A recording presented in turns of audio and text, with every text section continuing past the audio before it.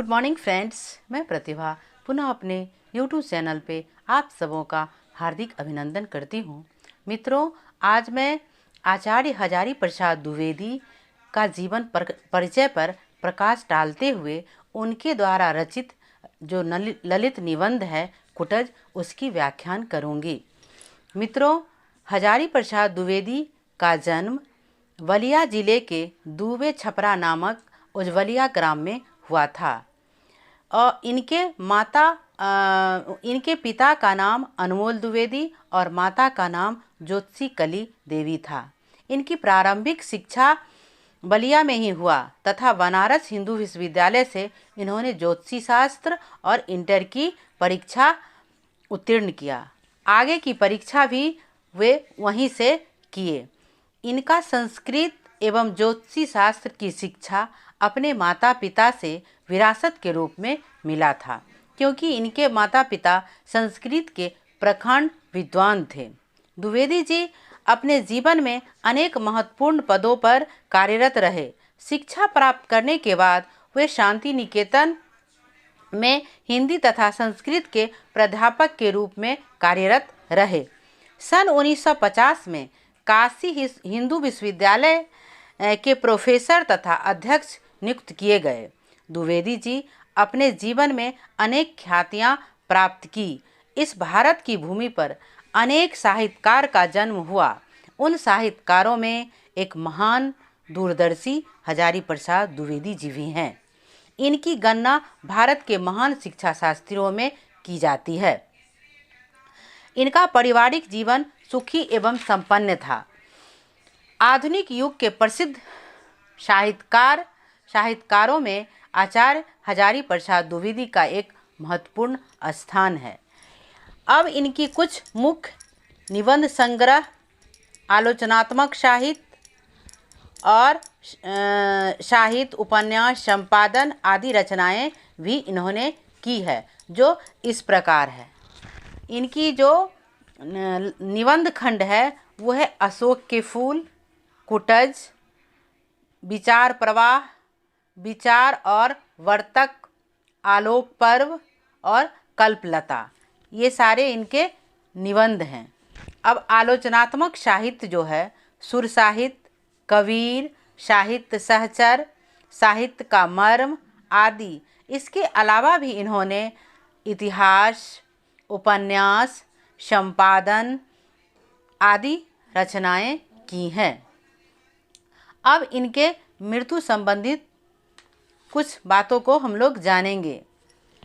ये महान दूरदर्शी आचार्य हजारी प्रसाद द्विवेदी 19 मई 1979 ईस्वी को इनकी मृत्यु दिल्ली में हो गई। इसलिए तो कहा गया है, तूफान आते हैं कश्तियाँ पलट जाती है।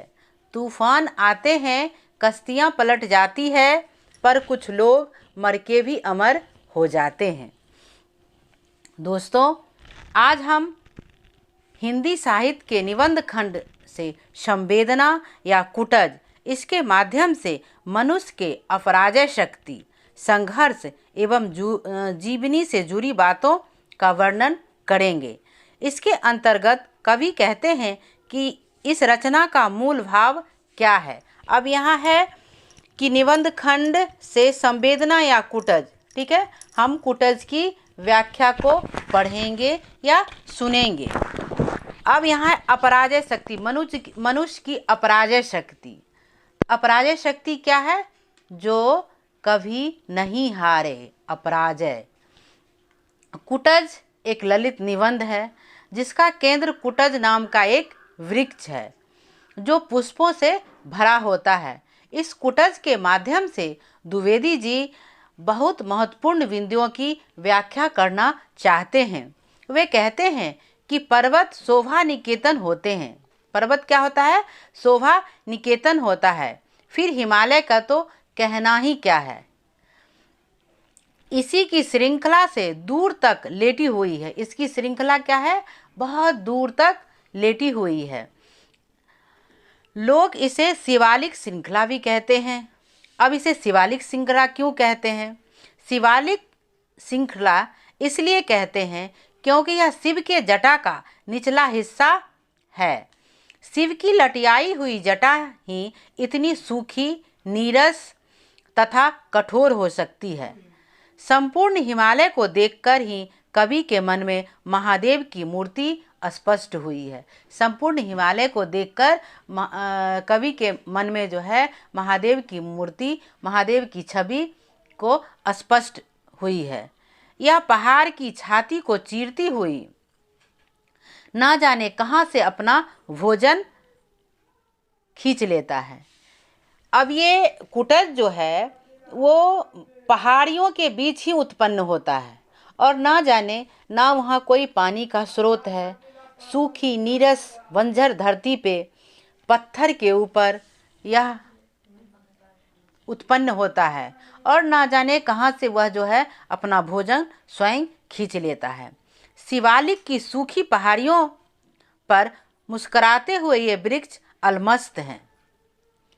मतलब सूखी हुई बंजर जमीन पर यह कुटज जो है उत्पन्न होता है और देखने में एकदम मस्त मौला लगता है, अलमस्त लगता है। कवि कहते हैं, मैं किसी का नाम नहीं जानता, कुल नहीं जानता, सील नहीं जानता, स्वभाव नहीं जानता, पर इसे देखने से ऐसा लगता है कि इसे अनादि काल से जान रहा हूँ। इन्हीं में एक छोटा सा बहुत ठिगना पेड़ है जिसके पत्ते चौड़े भी हैं और बड़े भी हैं। फूलों से ऐसा लदा हुआ है कि कुछ पूछिए मत। इसकी अजीब सी अदा है। मुस्कुराता जान पड़ता है। लगता है वो मुझसे प्रश्न कर रहा है, अरे क्या आप मुझे नहीं जानते? इस गिरिकूट विहारी का क्या नाम है? मन दूर दूर तक यह सोचकर उड़ा रहता है। फिर मुझे अचानक से याद आता है कि अरे यह तो कुटज है। संस्कृत साहित्य का बहुत चर्चित किंतु कवियों द्वारा सम्मानित यह छोटा सा शानदार वृक्ष कुटज है। गिरिकूट पर उत्पन्न होने वाले इस वृक्ष को कुटज ही कहते हैं। इस कुटज के माध्यम से आचार्य हजारी प्रसाद द्विवेदी अनेक महत्वपूर्ण बिंदुओं की अभिव्यंजना करते चलते हैं। द्विवेदी जी के पास ज्ञान का भंडार है। संस्कृत, प्राकृत, अपभ्रंश और बांग्ला पर इनका अधिकार है, इनका अधिकार था। इस पहचान के बाद आचार्य हजारी प्रसाद द्विवेदी कुटज के रूप पर चर्चा करते हुए कई निष्कर्ष निकालते हैं। वो पूछते हैं कि बड़ा कौन है। वो खुद से प्रश्न करते हैं कि बड़ा कौन है, रूप या गुण, रूप या नाम। फिर खुद ही वे सूत्र भी प्रस्तुत करते हैं कि नाम ही बड़ा है। नाम क्यों बड़ा है? नाम इसलिए बड़ा है क्योंकि इसमें समाज की स्वीकृति होती है। नाम में समाज की स्वीकृति मिली होती है। और रूप इसलिए छोटा है क्योंकि रूप व्यक्ति का सत्य है और नाम समाज का सत्य है। कुटज निबंध में इस प्रकार कई अन्य बातों की भी विवेचना उन्होंने सहज रूप में किया है। एक भाषा शास्त्री होने के कारण वे कुटज शब्द की उत्पत्ति का भी आकलन करते हैं और कहते हैं कि यह गिरिकूट पर उत्पन्न होने के कारण ही कुटज है। कुटज, अब एक कुटज के अर्थ को भी बता रहे। कुटज क्या है? कुटज का मतलब होता है कूट से। कुटज का अर्थ हुआ कूट। तब अब ये कूट का अर्थ क्या होगा? घरा और घर। तो कोई इसे कुटज का मतलब ये भी कह रहे हैं कि यह इसे घरा और घर भी कहा जाता है। और संस्कृत में कुटहारिका, कुटज को कुटहारिका भी कहते हैं। तो इस कुटहारिका का अर्थ होता है दासी, कुटनी या दासी, जो मंथरा के रूप में थी, कुटनी या दासी के लिए माना जाता है। कुटज की विशेषता का वर्णन करते हुए वे कहते हैं, इसकी पहली विशेषता उसकी अपराजय शक्ति है। अपराजय शक्ति को मानते हैं। अपराजय शक्ति जो बिना हारे हुए अपने लक्ष्य की ओर चलते रहता है।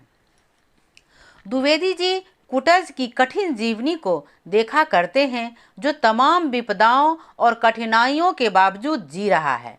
और इतना ही नहीं, वह मुस्कुराना भी जान रहा है, वह मुस्कुरा भी रहा है। और यह मनुष्य के अपराजय जीवनी शक्ति का व्याख्या भी करते हैं और कहते हैं, इसी कारण आनंद और जीवन में प्रेरणा भी मिलता है तथा कुटज का यही संदेश भी है। साथ ही वे ये भी कहते हैं कि जीवन जीना केवल जीवित रहना ही नहीं है। कुटज के माध्यम से वे ये भी कहते हैं कि सारा संसार केवल स्वार्थ के लिए जीता है या जीवित रहता है, लेकिन सबों के प्रति अपने स्वार्थ का निछावर ही जीवन का सत्य है। जो सबों के लिए जीता है वही जीवन का सत्य है। इस निबंध के माध्यम से आचार्य हजारी प्रसाद द्विवेदी कई मान्यताएं रखते हैं तथा वे कहते हैं कि सुख दुख मन के विकल्प हैं। सुख दुख क्या है? हमारे मन के दो विकल्प हैं। वे कहते हैं सुखी वही मनुष्य है जिसका मन अपने वश में है, और दुखी वही मनुष्य है जिसका मन वश में नहीं है। यह कुटज छल प्रपंच धोखा सबसे मुक्त है, क्योंकि ये अपने मन की सवारी करता है, मन को अपने पर सवार नहीं होने देता है।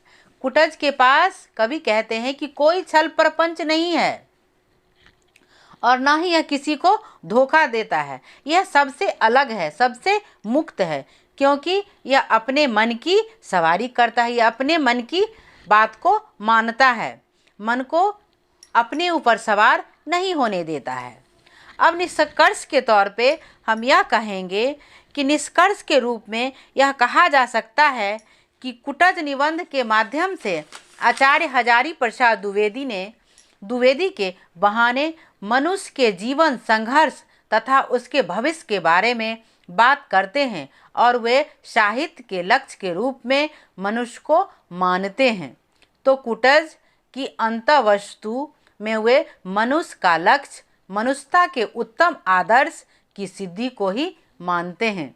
मित्रों, अगर आपको मेरा वीडियो अच्छा लगा हो तो लाइक, शेयर एवं सब्सक्राइब कीजिएगा। धन्यवाद।